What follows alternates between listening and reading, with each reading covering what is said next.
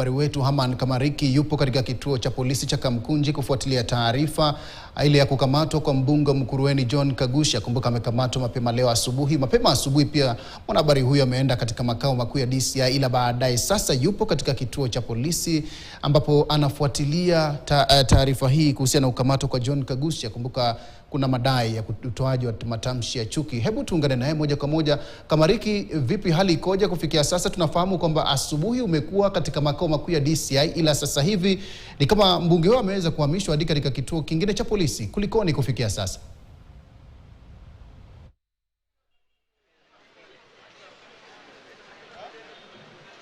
Umuite.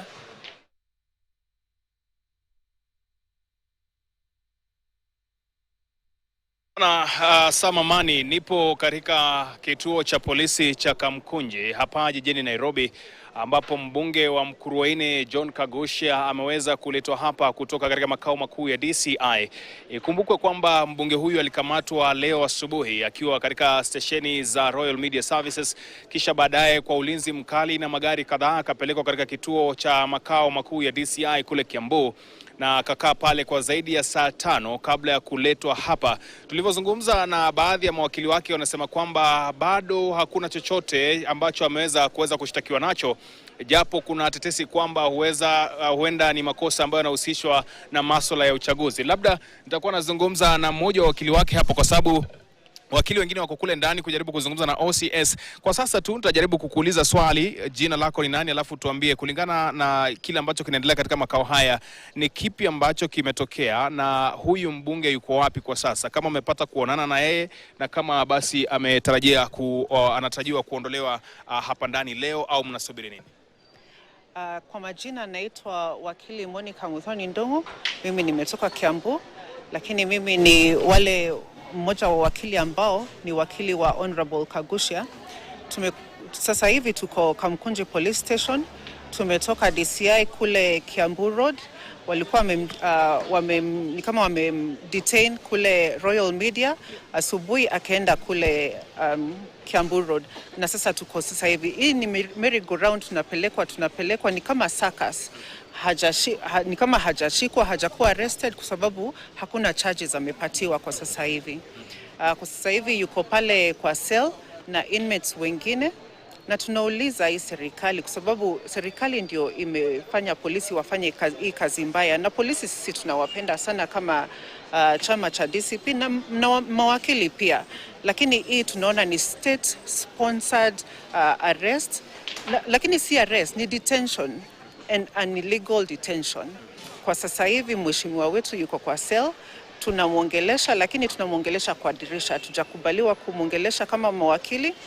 Hiyo ni right yake ambayo inakuwa infringed, na katiba sasa hivi ni kama haifanyi kazi. Hapo zamani kulikuwepo na yule ambaye ni wakili Ndegwa, alikuwa amesema kwamba wakiangalia katika ile kitabu cha OB kuna masuala kwamba ameweza kuandikiwa makosa kama yale ya kwenda kando na zile sheria za election.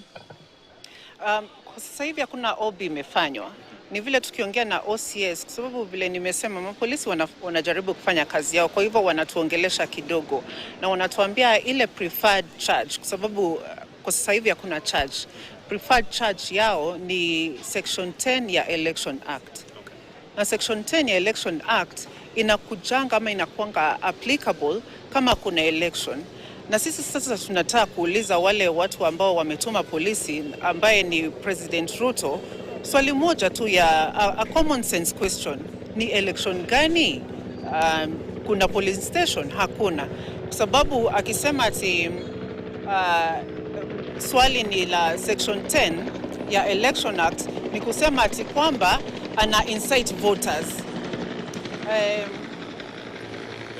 Ana incite voters wa gani? Kuna election inaendelea.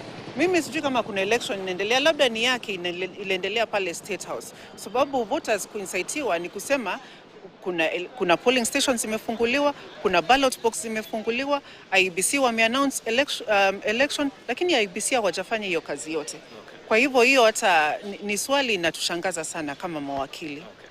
Asante sana. Huyo ni Muthoni ambaye ni wakili mmoja wa mawakili ambao wanamwakilisha mbunge John Kagusha, ambaye kwa sasa tunavyozungumza yupo ndani ya korokoro hizi za Kamkunji akisubiri labda kuweza kufikishwa mahakamani au kuachiliwa kulingana na lile ambalo lilikuwa linatokea wakati wote kuanzia sasa. Mimi ni Haman Kamariki na kujuza kutoka hapa, ila kuna maswali ambayo viongozi kutoka katika maeneo ya Mlima Kenya na pamoja na Wakenya wengi wanauliza, je, kuna wale viongozi ambao wamezungumza matamshi ambayo ni mabaya zaidi hata kuliko yale ambayo amesema Kagusha, au yale ambayo ni sawia na yale ambayo alitaja Kagusha, kama yale ambayo yamewekwa katika vitabu hivi vya OB?